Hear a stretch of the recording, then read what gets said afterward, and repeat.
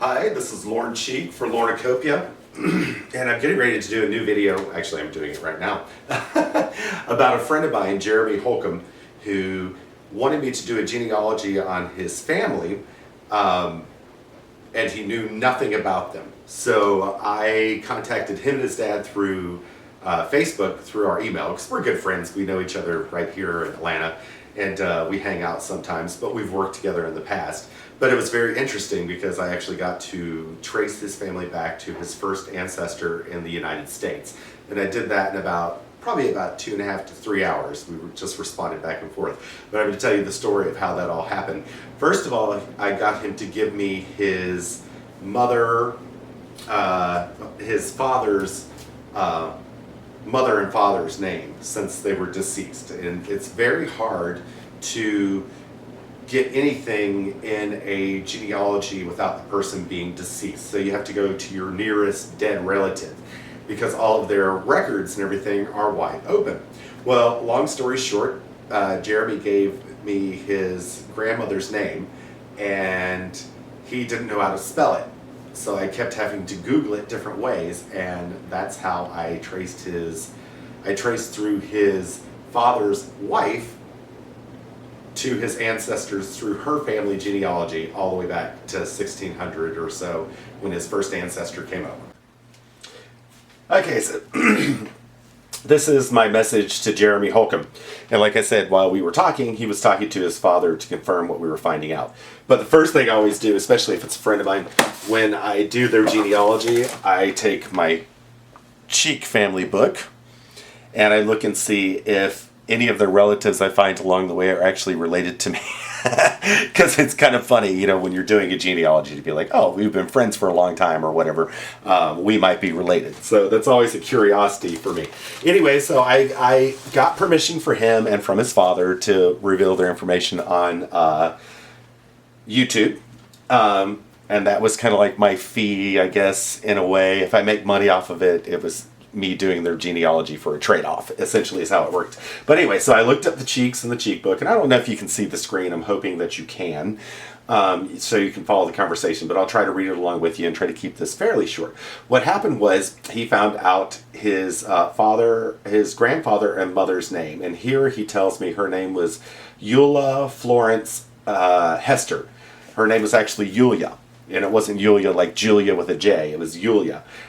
Anyway, so I'm asking him about the date of birth, blah, blah, blah, blah. I look it up on RootsWeb, right?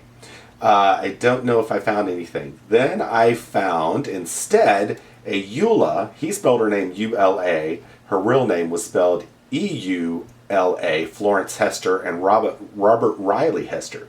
When I found them, I looked them up on RootsWeb, and I found the Thompsons. And I said, this is your grandpa right here. So what it did was that when I went by her name, it opened up her records because she was dead and other people had contributed, so it was online. So I did all this by Googling, but I use RootsWeb and I'll use Ancestry.com. I use a lot of different things. I'll use Find a Grave. I'll use old records, like especially if I'm able to trace your family back to the 1200s or, you know, the 1300s. I go by mortuary records, you know, post-mortem where things pass down. I also go by the records of the wills of people that are mentioned here. So anyway, so I gave him several links to like RootsWeb to show him the people, so he could see that for himself. And then here is Ancestry.com, right? I followed a link there. And then I asked, he's talking to me between him and his grandfather, right? So what I find is I'm looking through and I find a grave on Find a Grave for 1798 through 2012, and one of his ancestors was on this. So what happened with Jeremy is when I looked up Yulia Florence Hester right here from 1912 to 2001 in Find a Grave, I was looking for more information on his father's family and reaching a dead end. But what happened was, through this family tree maker on genealogy right here, I found out that Yulia's grandfather, her grandfather was Thomas Budoff, right? So what I did was, I was reaching a dead end. I looked in the Budoff family genealogy, and sure enough, the Budoff family genealogy worked it down to Yulia and to his grandfather. What Jeremy didn't know was that his grandfather had been married before he married Yulia. And Yulia was his grandmother, but he had another wife, so Jeremy probably has cousins out there through, that first marriage that he may or may not be aware they're through a different marriage, which is always kind of fun when you find it. Anyway, so I found right here Alpheus Holcomb in this Budoff genealogy at Find a Grave, so you can click on the link there and, when you Google it. And Alpheus took me to several links down directly to Captain Eli Holcomb through that genealogy on Find a Grave, and this is Jeremy's, I'm pretty sure, I think it's his first ancestor. So it's probably 1741. Yeah. Anyway, 1741 in Hartford County, Connecticut. Now what's funny is Jeremy is like your typical Southerner, and I got to tease him that he was actually a Yankee.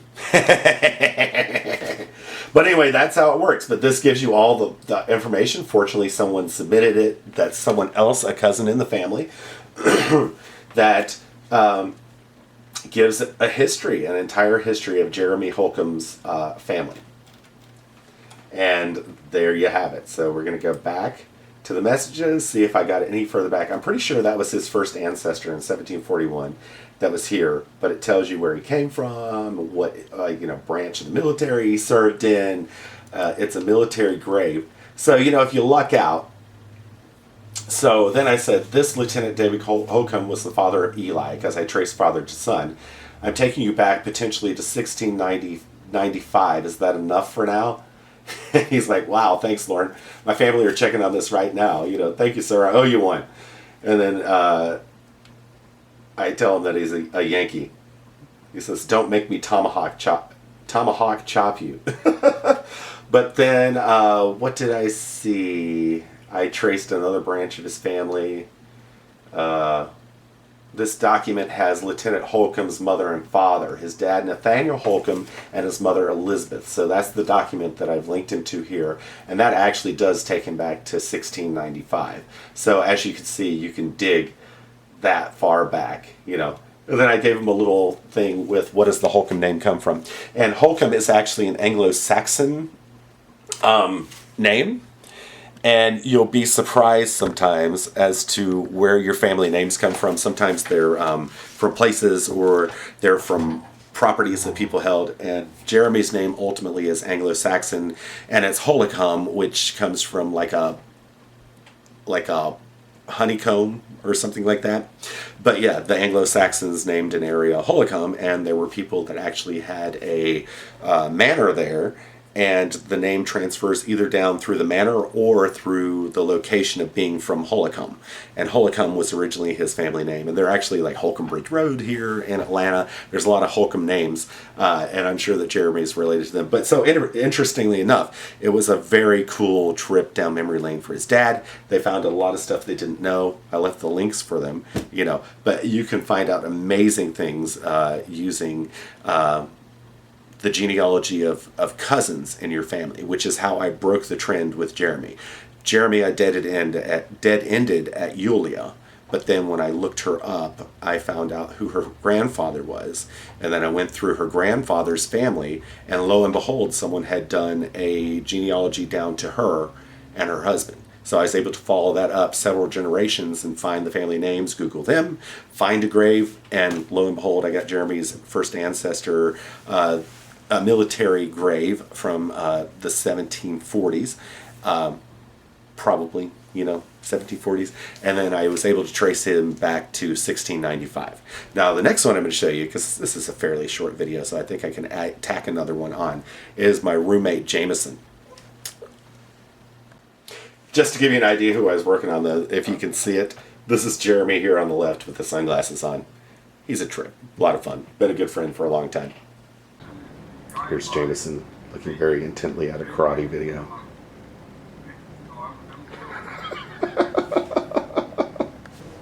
So this is my roommate, Jamison Amos. So what I did with Jamison is I took back through one of his family names, which is Amos. And Amos is actually Latin. It comes from like amici or amica, which means friend, you know. So that is what his last name means. But I looked in the area to try to find out if I could find anything out about that particular family. And his family is originally from Lithonia, Georgia. So what I found out, I went through Flat Rock, which is a cemetery that is a slave and Indian cemetery.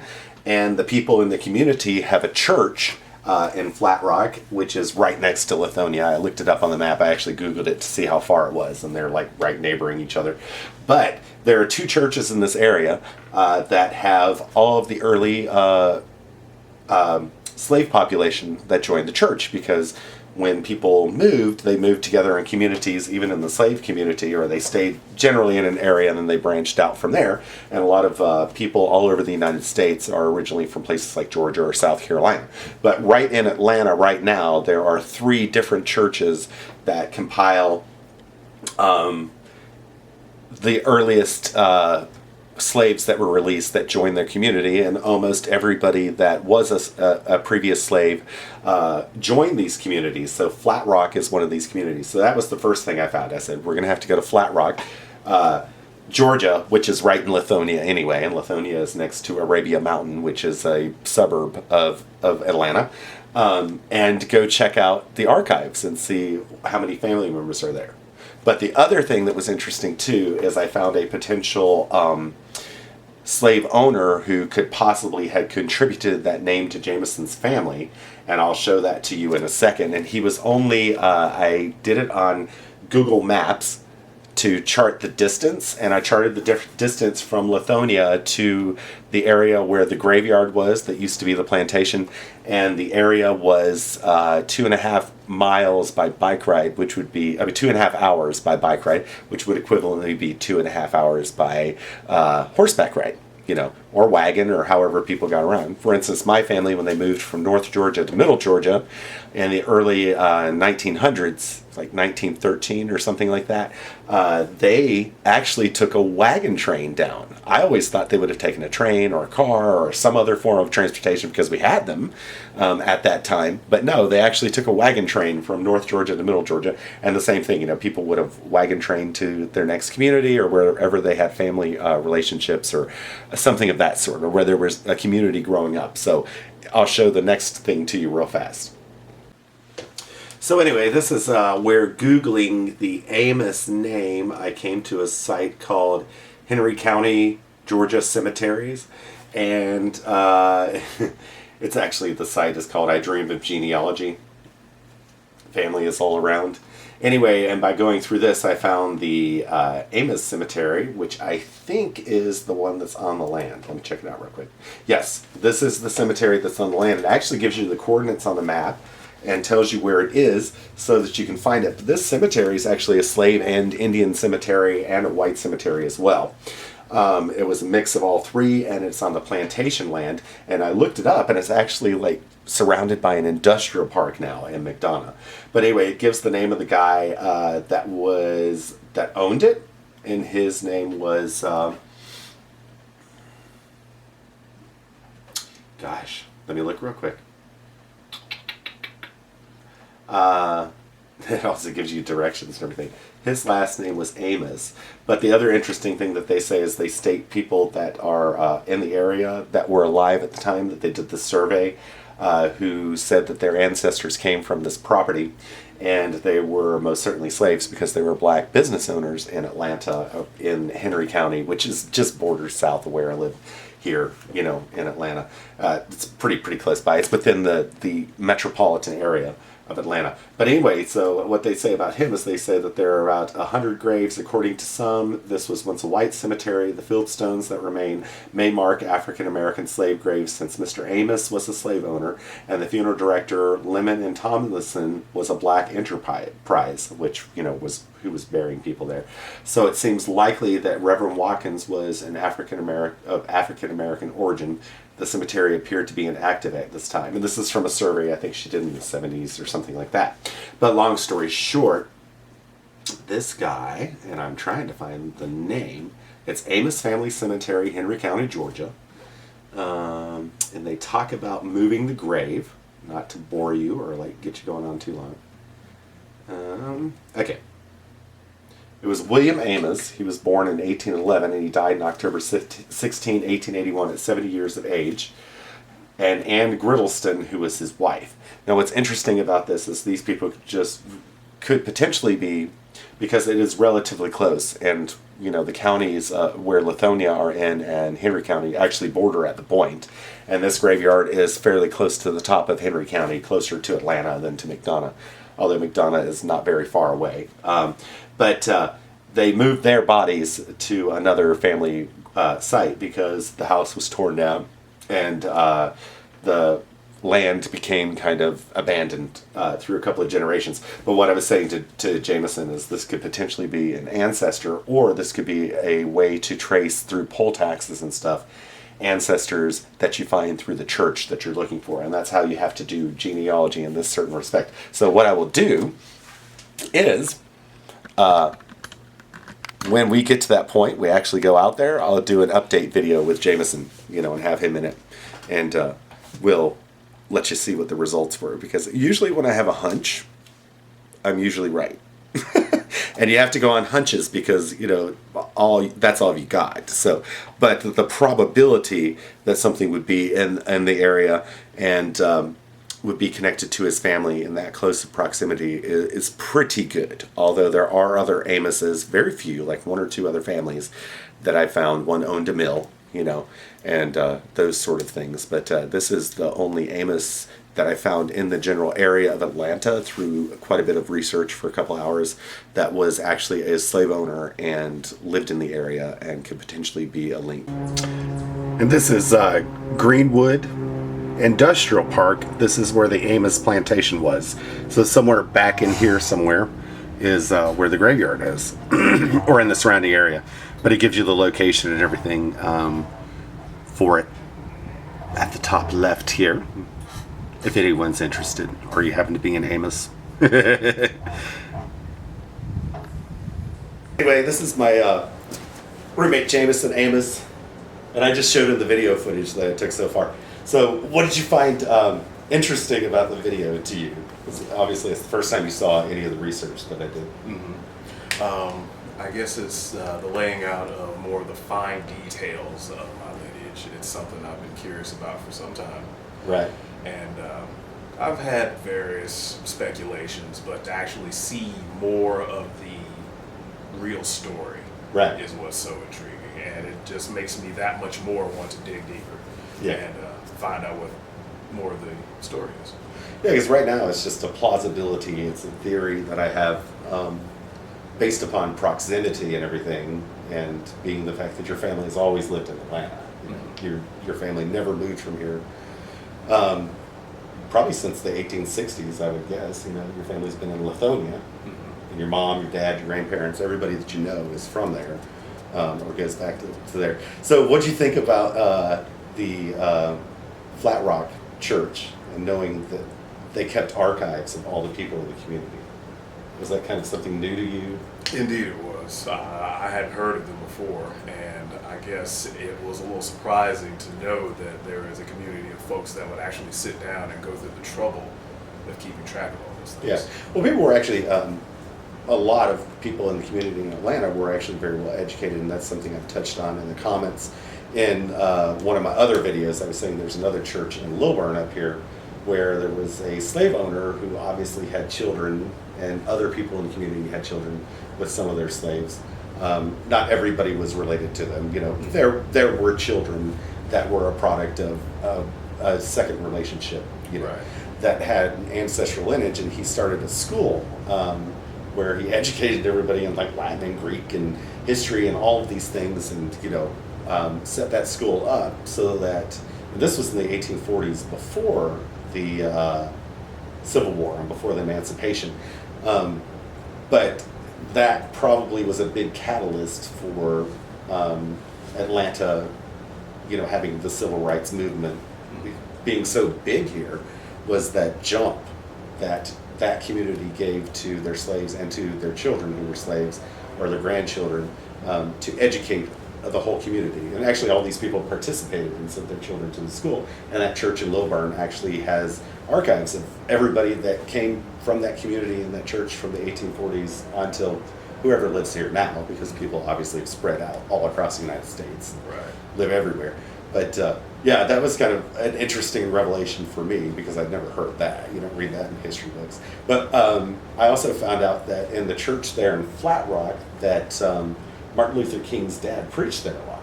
Mm-hmm. So there's a Martin Luther King kind of connection there as well. But yeah, so overall you were pretty happy with what you found out? Absolutely. So we're going to take a trip out to Lithonia and try to look in the archives. I tried to look online and they're not online, but they're definitely in the church, so we'd have to. Okay. Yeah. I remember you telling me something about that in the past when you first started to dig. Right. Right. And what would be fascinating is to find people in your family, because we were looking up your grandmother's branch as well, and see if we can find out if any of them are buried in the Flat Rock Cemetery, because that was a common cemetery for both of the churches. Right. And for the Black and the Indian community, which is kind of interesting. They buried both there. Anyway, well, Jamison Amos, thanks for being on my video. All right, let's go do some Chinese. That sounds good.